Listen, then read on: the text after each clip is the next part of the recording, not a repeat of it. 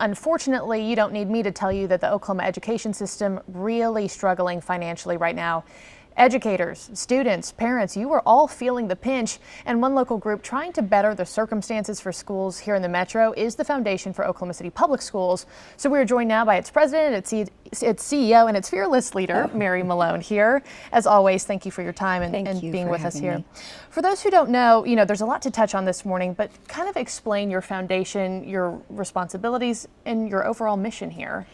Our mission is to advance excellence, create champions, and build strong community support for lasting change in Oklahoma City Public Schools. That's a lot of words, but boiled down, what that means is we are looking to connect community partners who want to engage in our schools in meaningful ways with the schools, and trying to make those connections with matching what the schools need the most. Just keeping an eye out on the district's overall well-being. Yes. And in preparation for this interview, I know you talked to producers, and we were all kind of talking about what points we'd like to hit on with you. And you had mentioned your outlook for 2017 is grim. That's the word you use. Kind of elaborate on what seems to be dismal to you. Well, I think when we look at the state revenue picture, the state budget picture, there's not a lot of good news coming from the state capitol right now, and that affects deeply what's happening in our school districts. In Oklahoma City Public Schools, the state's largest school district with 46,000 plus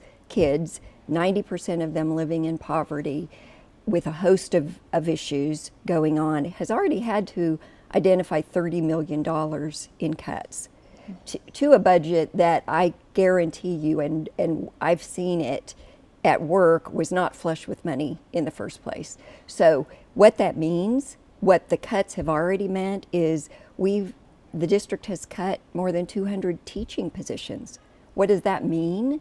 That means that class sizes have grown. Yep. That means that teachers are burdened with not being able to give that extra attention to students that need help.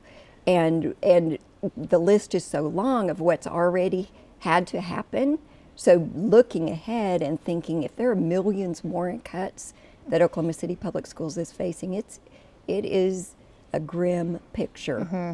And kind of speaking on, a lack of resources, I know one of the things that you're noticing the most is a real lack of textbooks for our children. Yes. For example, a fourth grade classroom is reading Charlotte's Web. Every student is not going to get a copy. Yes. So kind of talk about those lack of resources and how you and people can help out with that. Well, and the Charlotte's Web story is a real one, because there was a teacher, Ms. Doe at FD Moon Academy, who wanted to provide some of these classic books for her students, and Charlotte's Web was one of them.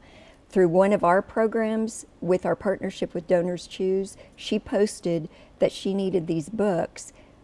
The foundation, along with other donors, provided the funding for that, and that has been a game changer for her classroom, because not only were they having to share books, which is not conducive to learning, these kids got to feel their own book, what they felt ownership of this book. I was in their classroom when those books were delivered, and I asked the students, what do you like the most about this? One of them said, I love the smell. Oh. And the crinkle of the pages. And the crinkle of the pages. Yeah. And yes, we're all reading electronically. We're reading so much electronically.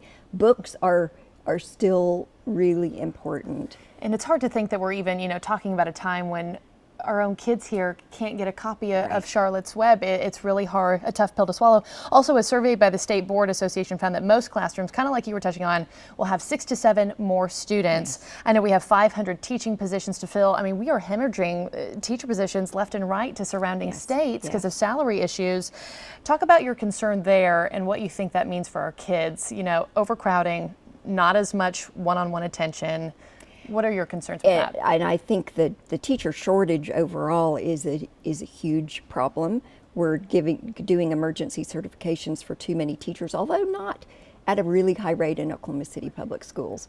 But these larger classrooms, especially with kids with a lot of extra needs, makes it incredibly difficult for teachers who already have so much on their plate. Teachers need to be paid more. There is no doubt about it. Teachers need to be seen as the professionals that they are. These are very well educated people.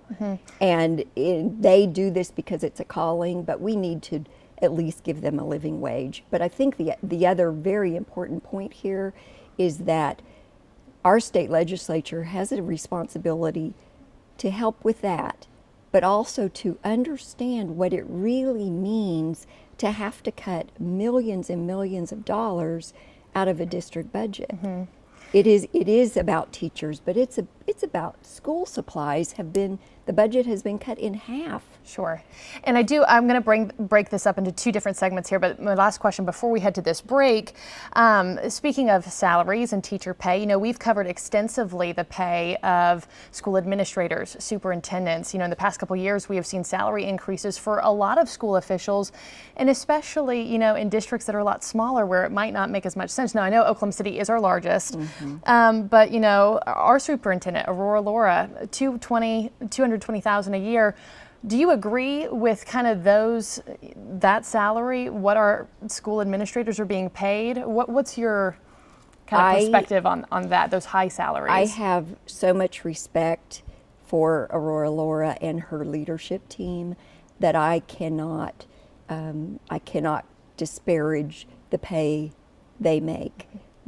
That superintendent position in this urban district that is so large with so many issues is very well deserved. That job is the hardest job I've ever seen. I came from business. Business people make a lot more than some of our administrators. Right. So I think it's all relative. In my opinion, they earn every penny